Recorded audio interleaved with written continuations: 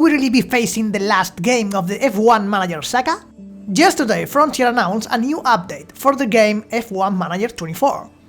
But it wasn't just any update, because it's probably the patch for the biggest and most important update that any Formula 1 game has ever seen. Because yes, the Mega Update 1.11 is coming to all platforms on February 25th, which is today. And calling it a Mega Update is no exaggeration. It's really rare to see an update with so many improvements and new features. And if not, you can judge for yourself. On the one hand, from now on we will be able to customize the grill.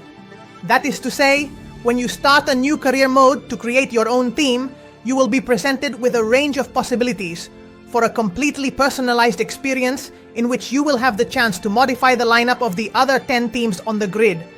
That means that from now on you will be able to choose the drivers and staff of each team, or even leave empty seats and allow the silly season, which is included in the game in some way, to develop before your eyes.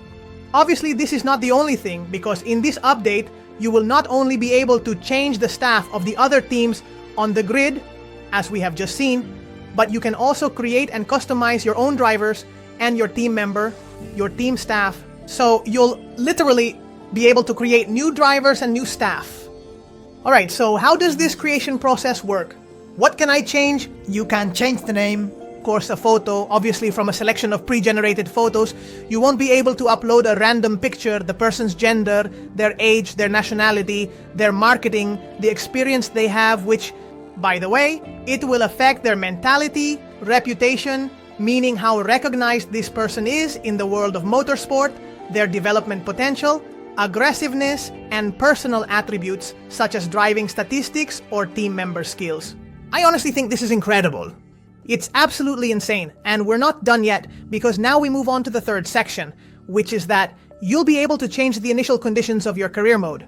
That is to say, you'll have a selection of options that were only previously available with your own team, but now they can also be applied to your rivals. You will be able to adjust the initial balance, facility levels, and performance of all cars, of all teams, in order to create the scenario that suits you best. And if you thought that with this you already had everything set to customize your career mode, as you wish, we're not done yet, because you'll also be able to customize the calendar. Yes, you heard right, the new customization options will also extend to the championship itself, because now you will have the option to reorganize or delete races from the calendar if you want. That said, while always maintaining a minimum of 8 races, you can alter the calendar, remove races, change them, but there will always have to be at least 8 races, which makes sense. And this, which I find incredible, you'll be able to decide which weekends will include sprint races. I think that's a super nice detail. And combined with everything we've talked about before, I honestly don't even have the words to describe what this career mode could be like now. But it doesn't end there, because at the end of each season, both in the create your own team mode and in the normal career mode, you will now also have the opportunity to randomize the order of the race calendar. On one hand, we have keep the current, meaning to keep the same race calendar as the current season. The second option is partial, which allows you to reorder about 30% of the races, randomly. And finally, there's total randomization, which means do whatever you want, change everything, and I won't know anything about it. This is in case you just want to play a bit of roulette. But as I said, you'll always have the option to do it manually, to your liking. Besides, from now on, you'll also be able to customize the rules. That is to say, in addition to being able to customize your race calendar, you'll also be able to adjust the rules and regulations. Things like, for example, how many points will be awarded after each race. You can add or remove restrictions on aerodynamic tests, on engine limits, and even set the cost cap and the distribution of prize money. And this is regarding regulations and rules, but when you create your new career mode and set up a team, there's a detail that's new and I find it very interesting. Now, you'll be able to choose to start the season with whichever team you want. That is to say, you don't have to start career mode with the team you've created. And someone might say, well, why would I want to start career mode with another team if I'm creating one? It's for me to manage it. Well, this is about giving options to the player, so if you don't want to, you don't have to. But for those who want to create a team, just imagine, I want to be the manager of Ferrari or McLaren, but I want Porsche to be on the grid. Well, you can do it, you create a team, you name it whatever you want, and you go to another one.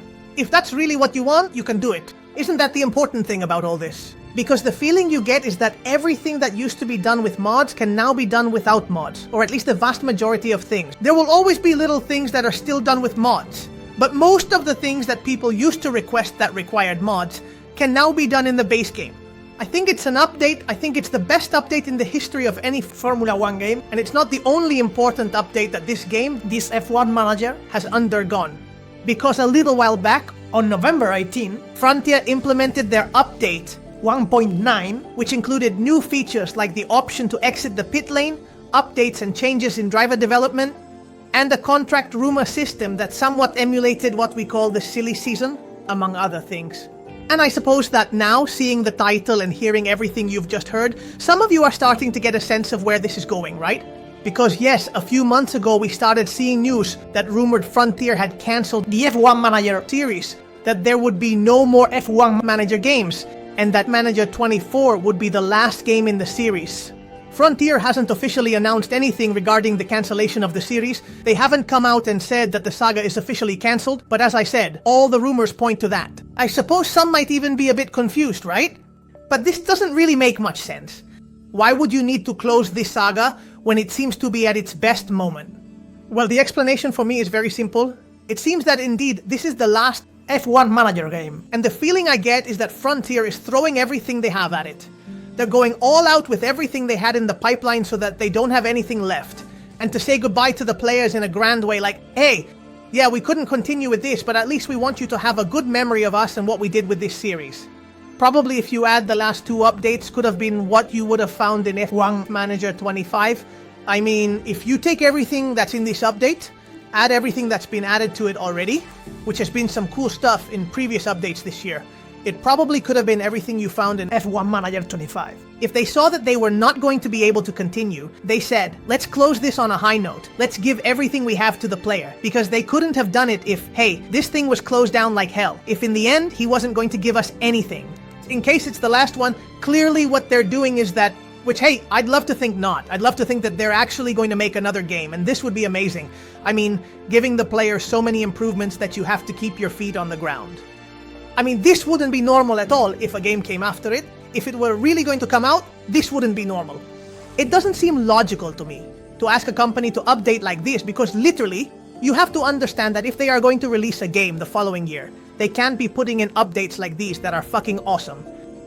So it's not sustainable, it doesn't hold up, because why would you want the next game if you've already added so many new things to this one?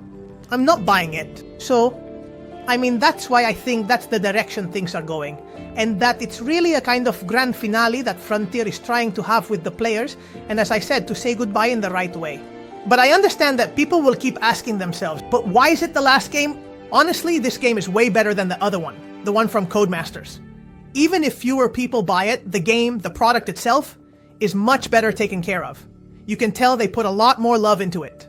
Unfortunately, that's not the only thing that matters because the problem, and this is the reason why Frontier has supposedly cancelled, as I said, the series, is that sales haven't met the established targets. Frontier had sales targets that haven't been met, and so since they're not meeting those sales, they can't keep sustaining this. And this is very easy to understand. The Formula 1 license is extremely expensive and clearly requires a guaranteed number of sales, which shouldn't be low because, as I said, it's a very costly license and it's not easy to maintain it. But why can't Codemasters, an Electronic Arts game, even though it seems to be quite a bit worse, why they still survive? Whatever you like it more or less, the game that Codemasters makes, it's much more accessible to the general public. F1 Manager is a niche game and always will be. It is a niche game for a very specific audience. A lot of people don't care about driving the car. Most people want to get in the car, whether it's with a steering wheel playing seriously, with a steering wheel playing more casually, with a controller playing seriously, or with a controller playing once a week. It doesn't matter to them. But the important thing is that they want to drive the car. So even though there is a drop in sales for F1 24, it is still much bigger than Frontier and F1 Manager can achieve. And that's the simplest explanation. Obviously, I think that Codemasters and EA are not sustainable either. I mean, I'm not saying they can keep doing the shit they've been doing lately and survive. I don't think so. In the long run. I mean, you can handle it at best. 2-3 years putting out crap, which is what they're doing because 24 has been that way. But this is going to sink in the long run. I mean, I think it's clear that the drop in sales for 24 has been very significant. And if you don't address the issue, it's gonna sink. It needs to reach a much wider audience, because if people aren't buying it anyway, that's it, it's over. Codemasters and Electronic Arts Have a network that protects them at first, although they can kill each other. But Frontier didn't have a safety net. Frontier goes with everything they have and says, well, either this works or it doesn't work. And unfortunately, for those of us who like it, it didn't work. I'll keep playing it as long as I'm having fun. And above all, with things like what they've added, it's definitely going to give the game a lot more life, because what they've just introduced in terms of customization breaks barriers we've never seen in Formula 1. Allowing customization to the point of being able to alter performances and the balances of other teams seems outrageous to me. So I think this is going to have some gameplay, and if you know about management, even though it might be the last one, I think there are still people who will keep playing it despite it being the last one. And I really hope that modding keeps this game alive. In a way, I think it will die at some point, probably because in the end, it is a game of a certain year, and that is destined to die. But hopefully modders will keep it alive for a few years, because I truly believe that people will keep playing it, especially with all the new features they've just added. That's all I can tell you about F1 Manager, a game that I really enjoy. And for now, I'll keep playing and having fun with it. And that's it. That's all for this information video about F1 Manager. As always, if you liked it, I appreciate a good, respectful comments, and I'll see you in the next one.